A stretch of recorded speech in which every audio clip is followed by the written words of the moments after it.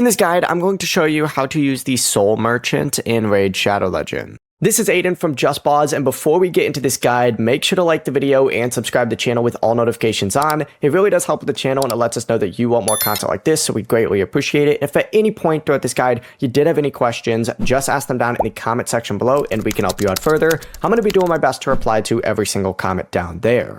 Now we're going to start off on the Bastion. What you need to go ahead and do is open up the Altar of Souls right here. Essentially, go ahead and select that, and then select the Soul Merchant tab, and the Soul Merchant lets you exchange Soul Essence for souls belonging to specific champions. Tap an available soul to check the champion, awakening level, and required amount of Soul Essence, and then confirm the purchase.